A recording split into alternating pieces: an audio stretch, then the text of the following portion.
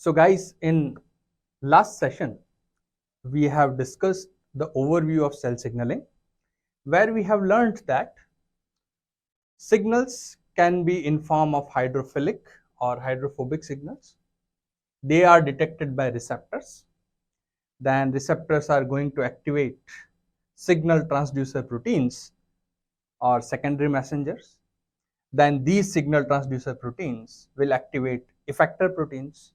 And finally, the effector proteins will be giving us cellular response in terms of metabolic changes, shape changes, movement changes, gene expression, cell division, differentiation, and many other functions. Now, in this session, our major focus will be understanding different types of receptors. So this session, we are going to learn about receptors of cell signaling.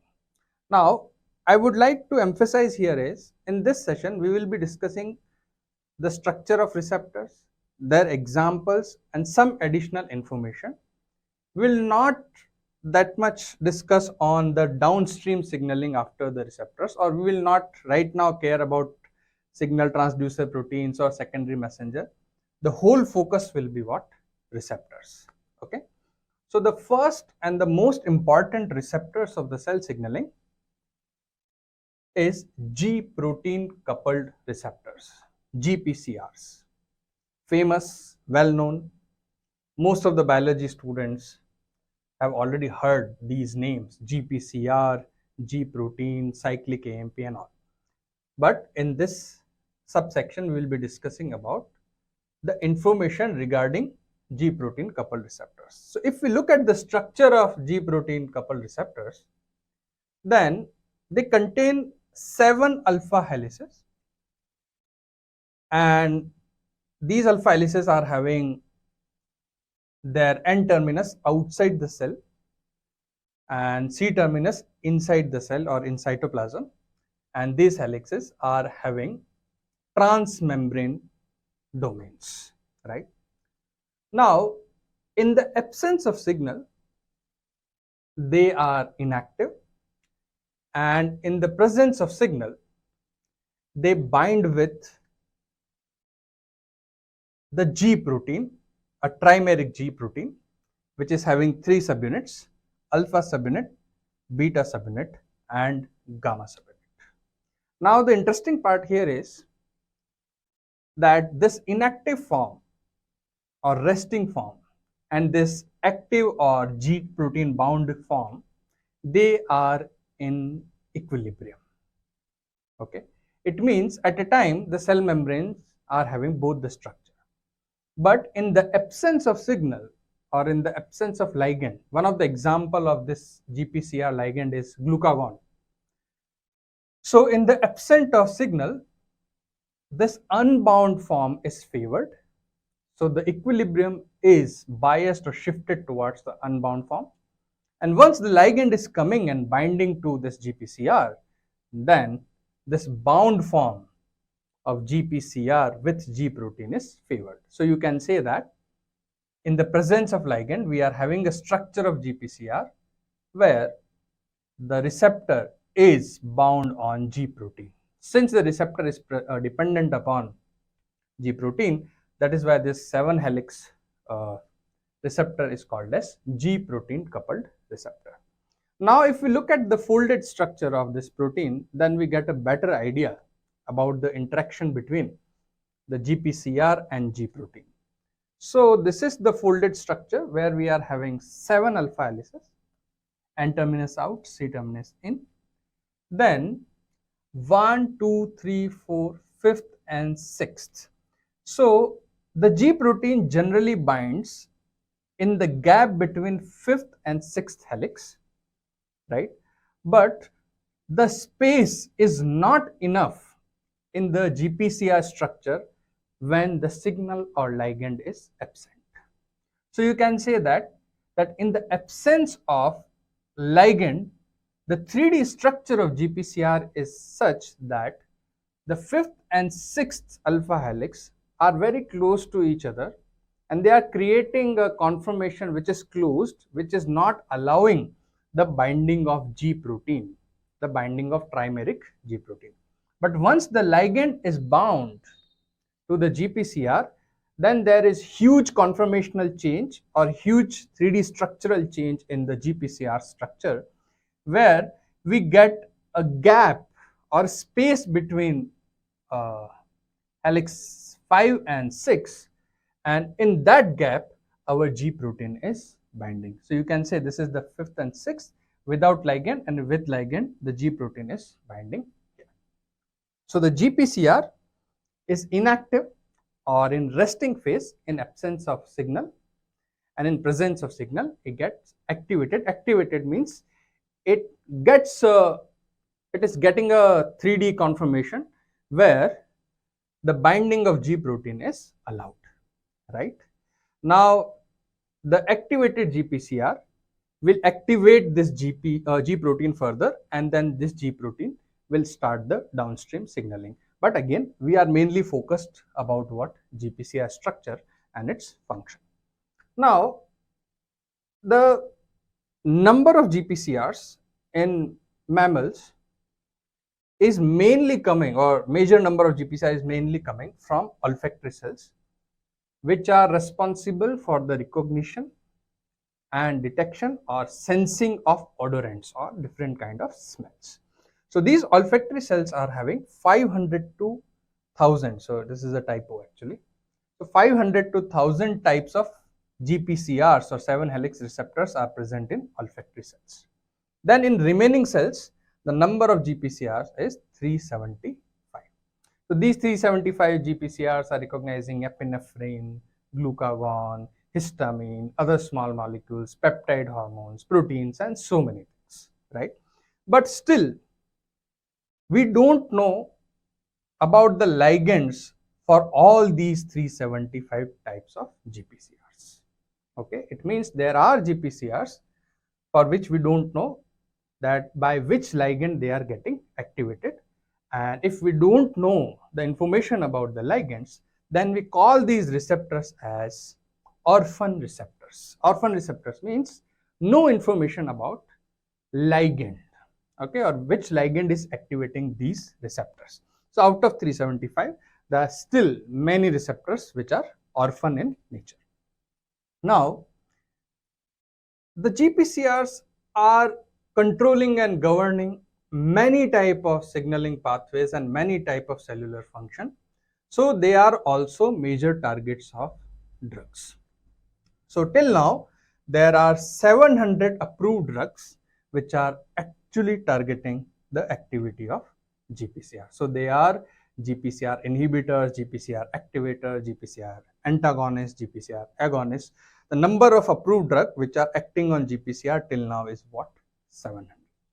Now the question comes that when we are saying that after ligand binding GPCR is getting activated, it is allowing the binding of G protein. Now the question is how it is activating the G protein, or what kind of reaction this receptor is catalyzing, or what kind of process this receptor is doing. So let's see the answer. So GPCRs are GEF. GEF means the class of proteins which are called as guanine exchange factors. So this is our empty receptor without the binding with ligand.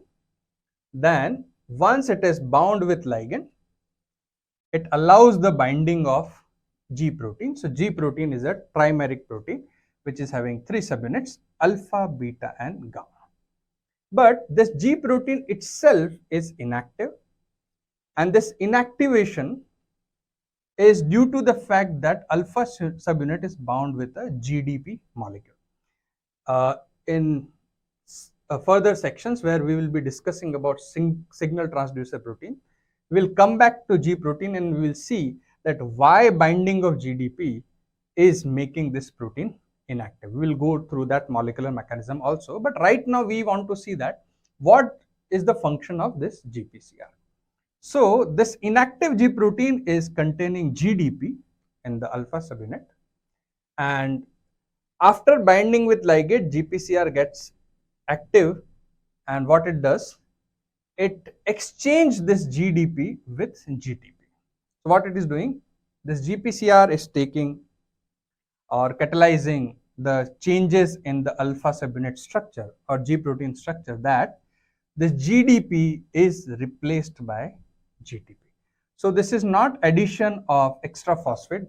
It is not like that guanine diphosphate is converting into guanine triphosphate. There is no conversion or addition of phosphate. It is exchange. Exchange means GDP will be removed, and in place of GDP, GTP will be added.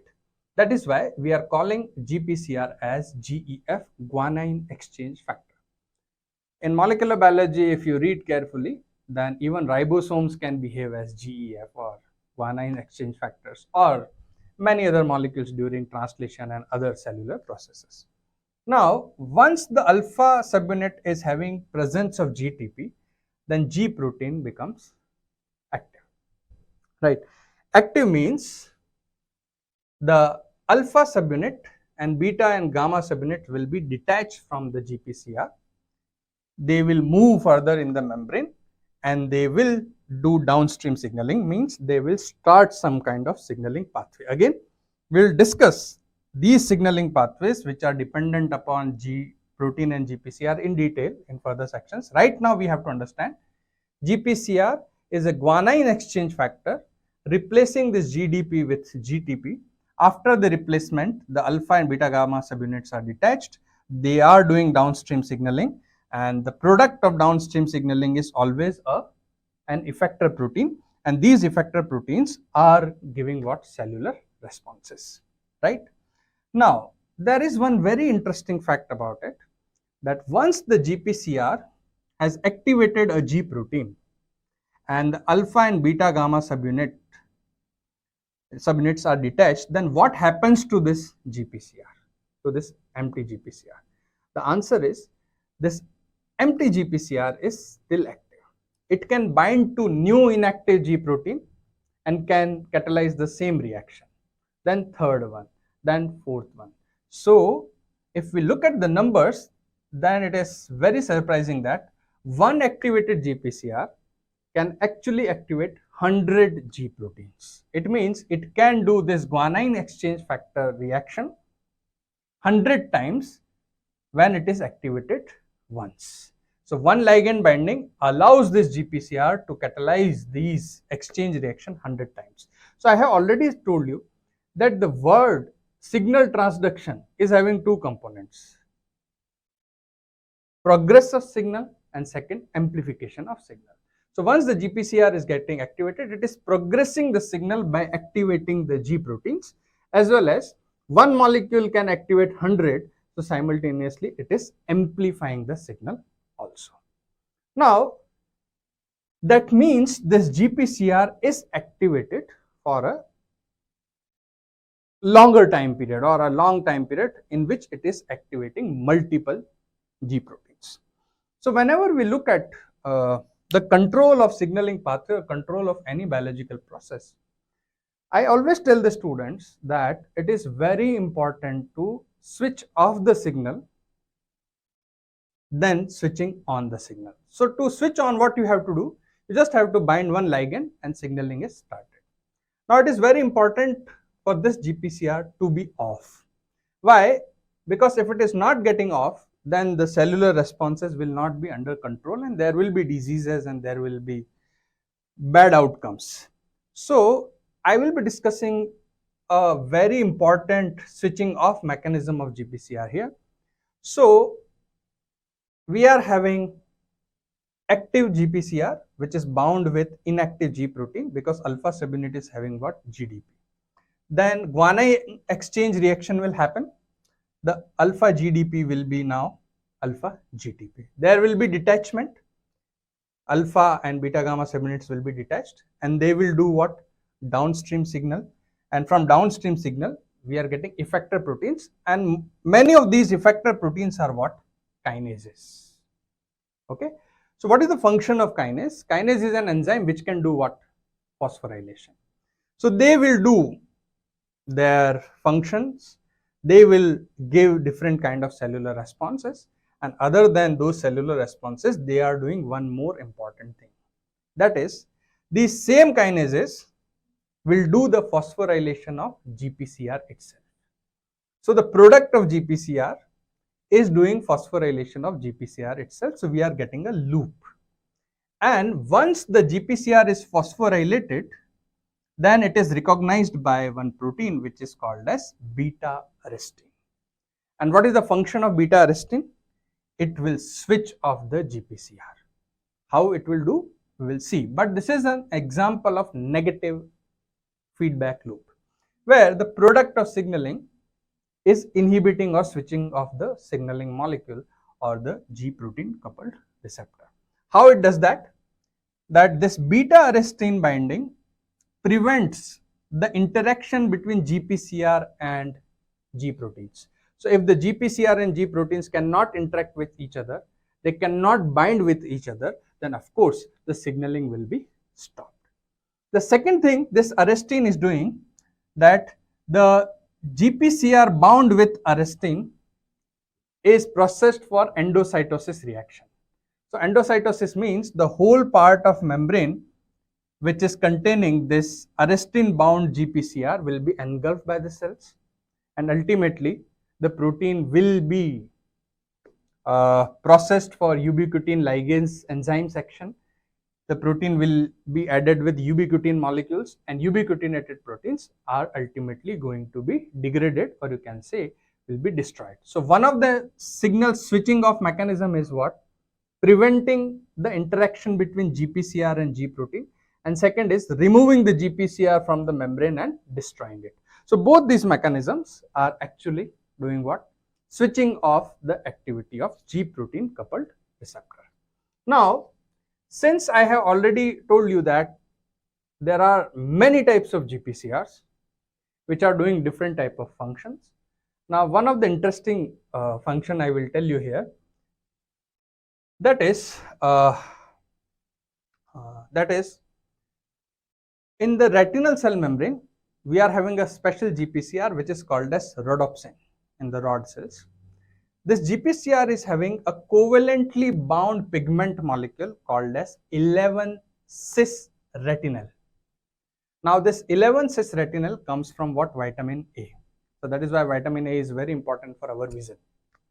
So this 11-cis-retinal can detect photon as ligand, and after photon absorption, it changes its structure and it gives us retinol. So if you look at the structure, it is having aldehyde group, and this will convert into OH group. So there is isomerism, right?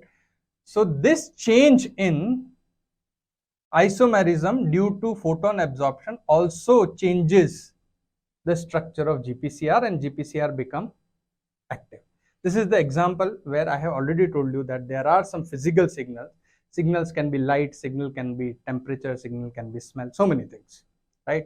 So light is absorbed by the retinal, which is bound to GPCR, which is called as rhodopsin. The GPCR will change its conformation, will become active. Then it will process downstream signaling, and ultimately the message will reach to optic nerve, and the retinal cells will help us in understanding the difference between light and dark. Also, you can say that the signaling is taking part in light and dark detection. This whole signaling we will be studying in details, where we will be learning about the signaling of vision. So that will be a long session where we'll be discussing all the parameters and all the components of this downstream signaling. Right now, I just want to tell you that sometimes we have mutations in this GPCR, because of which it loses function, and because of that we get a disease which is called as retinitis pigmentosa, where the retinal cells are degenerated, destroyed, and ultimately person can get blind, or one of the symptom is what? Night blindness, where during dark people cannot see properly. Okay, so a very interesting example where GPCR can detect a physical change as a signal. Now, I have already told you that there are 700 approved drugs which are acting on G protein coupled receptors. One of the example we will see here, in the stomach parietal cells. The stomach parietal cells are responsible for the secretion of stomach acid. Okay, so how the signaling works, that the histamine is secreted by some cells in stomach, which is binding to GPCR, G protein coupled receptor, present on stomach parietal cells. Now, then there is downstream signaling, and because of downstream signaling, we get a effector protein, and this effector protein opens the proton potassium ATPase ion channel, and from this ion channel, protons will go out. H plus are going out means the cells are secreting what? Acid. Right. So for the acid secretion from parietal cells, the ligand is histamine, the receptor is what? GPCR, and finally we are opening one ion channel. Now in the cases of acid reflux, acidity or other gastric problems, people use H2RA, that is histamine type 2 receptor antagonist. Means these are the drugs which are competing with histamine for the GPCR, and if they bind on GPCR, then the whole signaling of acid secretion will be stopped, and if the acid secretion is stopped, then there will be no acid reflection, or no acid will come into esophagus and will not be having any kind of GERD or acid reflux, and we will be feeling relaxed, right? The examples of H2RA which many people are using normally, famotidine, ranitidine, or one famous drug Gentech 360. What Gentech 360 is doing, it is competing with histamine for the GPCR binding, and it replaces histamine and it stops the signaling for GPCR. So this was all about the G protein coupled receptors. We know about the structure. We know that this is a GEF, that is guanine exchange factor. We know that it is activating G protein, and we know that it is amplifying the signaling by activating nearly 100 G protein molecules. Then we also know that how the signaling is getting stopped, or how we are switching off the GPCR with the help of negative feedback and arrestin protein. Then we know that if we get mutation, we can get disease. And finally, there are many drugs which are acting against GPCR to solve so many therapeutic issues. Okay, now we will move to the next class of receptors, that is receptor tyrosine kinase.